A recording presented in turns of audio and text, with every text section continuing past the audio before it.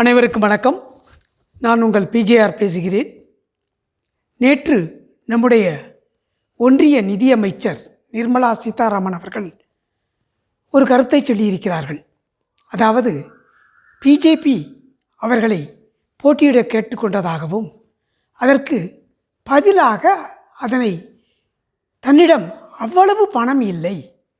அதாவது அவர் சொல்லியிருக்கின்ற வார்த்தை, I don't have that kind of money to contest election என்று சொல்லி என்னிடம் அவ்வளவு பணம் இல்லை, ஆகவே என்னால் போட்டியிட இயலாது என்று சொல்லியிருக்கிறார். உண்மையிலேயே நிர்மலா சீதாராமன் அவர்கள் அவரையும் அறியாமல் நம்முடைய நாட்டில் உள்ள ஒரு கேவலமான நிலைமையை பற்றி வெளிப்படையான கருத்தாக சொல்லியிருக்கிறார். அதாவது ஒருவர் நாடாளுமன்றத்திற்கோ அல்லது சட்டமன்றத்திற்கோ தேர்தலில் போட்டியிட வேண்டும் என்றால் அவரிடம் எக்கச்சக்கமான பணம் இருக்க வேண்டும், அப்பொழுதுதான் அவரால் போட்டியிட முடியும் என்ற கருத்தை அவர் பேசியிருக்கிறார்.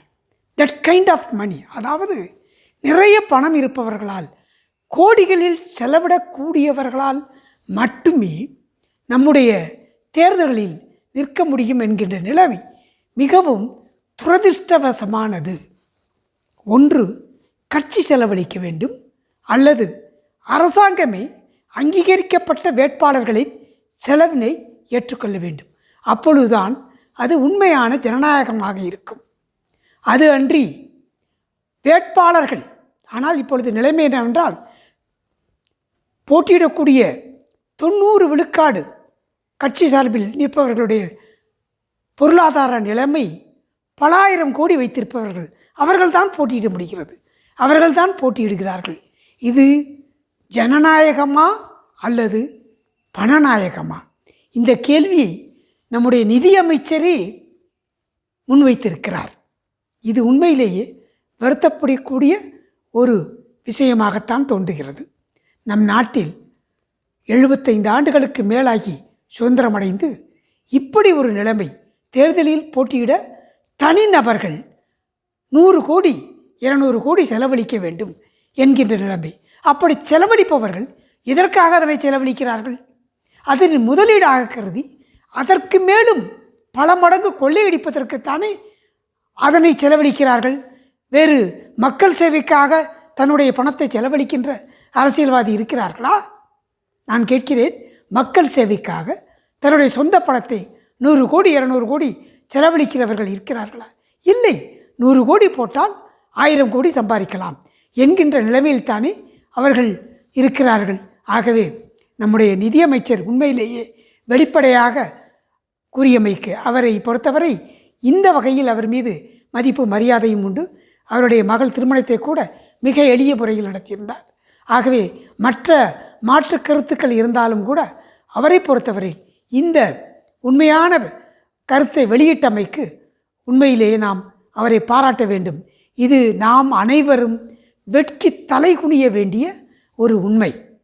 இந்தியாவில் ஜனநாயகம் கிடையாது, பணநாயகம் மட்டும்தான் இருக்கிறது. வேட்பாளர்கள் பல கோடி பல 100 கோடி செலவழிக்கக்கூடியவர்களாக இருந்தால் மட்டுமே கட்சிகளே அவர்களுக்கு சீட்டு கொடுக்கும். இதில் விதிவிலக்கு இடதுசாரிகள் மட்டுமே. என்னுடைய கருத்தில் விதிவிலக்காக இருப்பவர்கள் இடதுசாரி கட்சிகள் மட்டுமே. சாமானியனையும் அவர்கள் கட்சியிலிருந்து பணம் செலவழித்து முன்னிறுத்துவார்கள். ஆகவே இந்த நிலைமை மாற வேண்டும்.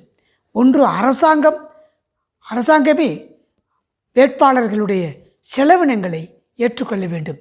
ஆனால் அப்படிப்பட்ட சூழ்நிலையில் இருக்கின்ற வேட்பாளர்களே போட்டியிட வேண்டும். சாதாரணமான யாருமே மிக எளிய குடும்ப பின்னணி உள்ளவர்கள் கூட என்னால் போட்டி போட முடியும், கட்சி செலவழிக்கிறது அல்லது அரசாங்கம் செலவழிக்கிறது என்கின்ற ஒரு நிலைமை உருவானாத்தால் இங்கு உண்மையான ஜனநாயகம் இருக்கிறது என்று பொருள்.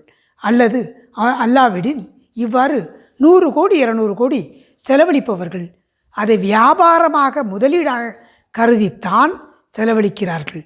ஆகவே இது மிகவும் வருந்த வேண்டிய ஒரு சூழ்நிலை.